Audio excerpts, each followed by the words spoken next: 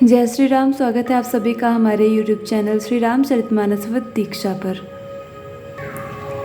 कल तक की कथा में हमने देखा कि श्री शिव जी भगवान के अवतरण का अनेक प्रकार से वर्णन करते हैं कि वे किस कल्प में किस कारण से उन्होंने मनुष्य शरीर धारण किया और अवतार लिया। उसी कड़ी में आज हम एक नई कथा को जानने जा रहे हैं। तो चलिए प्रभु का स्मरण करके कथा का प्रारंभ करते हैं। यदि आप लोगों को वीडियोस पसंद आ रही हों तो वीडियो को लाइक कीजिए और ज़्यादा से ज़्यादा लोगों में शेयर कीजिए। ऐसे ही और भी रोचक तथ्यों को जानने के लिए हमारे चैनल को सब्सक्राइब कर लीजिए, जिससे कि आप लोगों को वीडियोस पाने में आसानी हो। चलिए कथा का प्रारंभ करते हैं। स्वयंभू मन अरु सतरूपा जिनते भय सृष्टि अनुपा, दंपति धर्म आचरण नीका, अजहु गाव श्रुति जिन्न कैलिका। नृप उत्तान पाद सुत तासु, ध्रुव हरि भगत भयो सुत जासु। लघु सुत नाम प्रिय व्रत ताहि, वेद पुराण प्रशंसहि जाहि। देवहूति पुनितासु कुमारी, जो पुनि कर मद कै प्रिय नारी। आदिदेव प्रभु दीन दयाला, जठर धरे जे कपिल कृपाला। सांख्य शास्त्र जिन प्रगट बखाना, तत्व विचार निपुण भगवाना।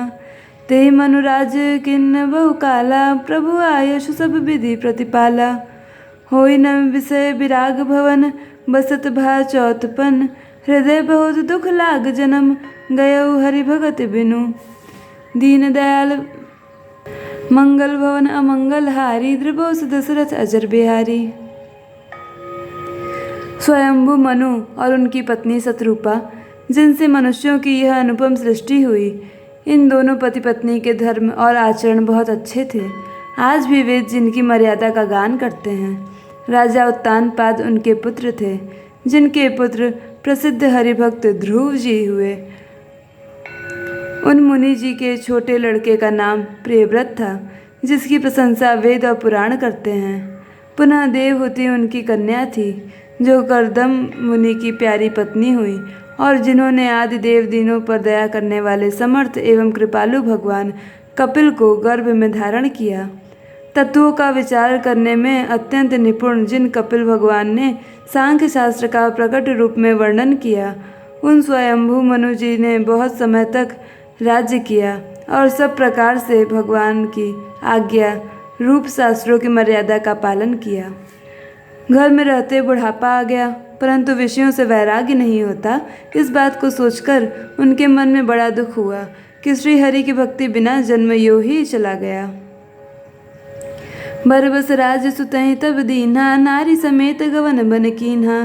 तीरथ बर नय मिस विख्याता, अति पुनीत साधक सिद्धिदाता। बसहि तहाँ मुनि सिद्ध समाजा, तहि हरसि चले मुनि राजा। पंथ जात सो हई मत धीरा, ज्ञान भगत जन धरे शरीरा। पहुँचे जाय धेनु मत तीरा, हर्षि नहाने निर्मल नीरा। आए मिलन सिद्ध मुनि ज्ञानी, धर्म धुरंधर नृप ऋषि जानी।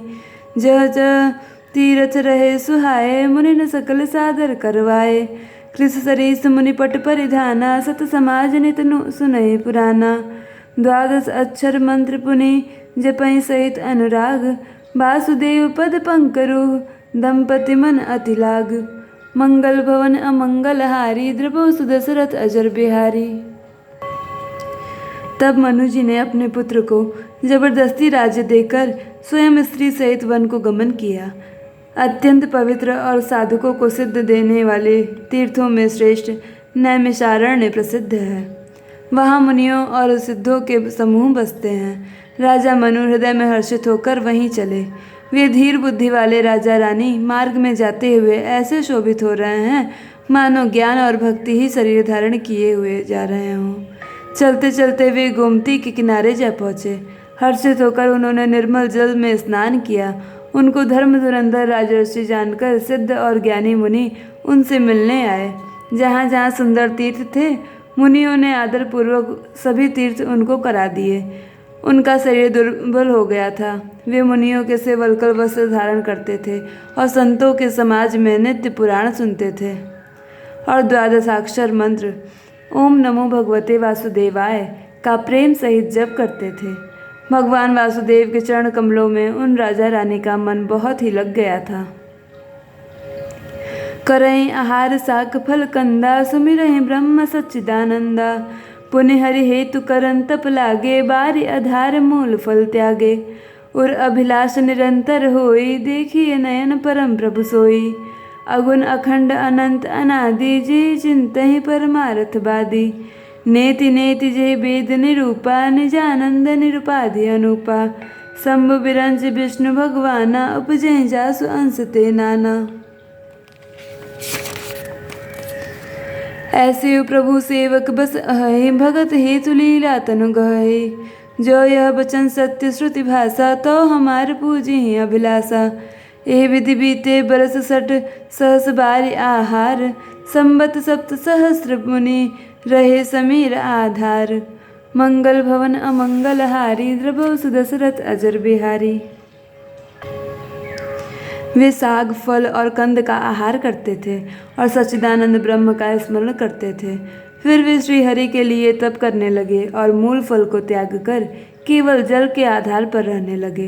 हृदय में निरंतर यही अभिलाषा हुई करती कि हम कैसे उन परम प्रभु को आँखों से देखें, जो निर्गुण अखंड अनंत और अनादि हैं, और परमार्थवादी ब्रह्मज्ञानी तत्ववेत्ता लोग जिनका चिंतन किया करते हैं, जिन्हें वेद नेति नेति यह भी नहीं कहकर निरूपण करते हैं, जो आनंद स्वरूप उपाधि रहित और अनुपम हैं, एवं जिनके अंश से उनके अनेकों शिव ब्रह्मा और विष्णु भगवान प्रकट होते हैं। ऐसे महान प्रभु भी सेवक के वश में हैं और भक्तों के लिए दिव्य लीला विग्रह धारण करते हैं। यदि वेदों में यह वचन सत्य कहा है, तो हमारी अभिलाषा भी अवश्य पूरी होगी। इस प्रकार जल का आहार करके तप करके 6000 वर्ष बीत गए। फिर 7000 वर्ष वे वायु के आधार पर रहे। बरस सहस दस त्यागे सोई, ठाढ़े रहस एक पद दो। विधि हरिहर तप देखी अपारा, मनु समीप आए बहुबारा। मांगहु बर बहु भांति लोभाए, परम धीर नहीं चलहि चलाए। अस्थि मात्र होई रहे शरीरा, तदपि मनागमन ही नहीं पीरा। प्रभु सर्वज्ञ दास निज जानी, गति अनन्य तापस नृपरानी। मांगु मांगु बर भय नभ बानी, परम सभीत कृपा अमृत सानी। मृतक जियावन गिरा सुहाई, श्रवण रंध्र होय उर जब आई। हृष्ट पुष्ट तन भय सुहाए, मानहु अबहि भवन ते आए। श्रवण सुधा संवचन सुनी, पुलक प्रफुल्लित गात। बोले मनु करि दंडवत, प्रेम न हृदय समात। मंगल भवन अमंगल हारी, द्रवौ सुदशरथ अजर बिहारी। 10,000 वर्ष तक उन्होंने वायु का आधार भी छोड़ दिया। दोनों एक पैर से खड़े रहे। उनका अपार तप देखकर ब्रह्मा विष्णु और शिव जी कई बार मनु जी के पास आए। उन्होंने इन्हें अपने अनेक प्रकार से ललचाया और कहा कि कुछ वर मांगो, पर ये परम धैर्यवान राजा रानी अपने तप से किसी के डिगाए नहीं डिगे। यद्यपि उनका शरीर हड्डियों का ढांचा मात्र रह गया था, फिर भी उनके मन में जरा भी पीड़ा नहीं थी। सर्वज्ञ प्रभु ने अनन्य गति आश्रय वाले तपस्वी राजा रानी को निज दास जाना। तब परम गंभीर और कृपा रूपी अमृत से सनी हुई यह आकाशवाणी हुई कि वर मांगो।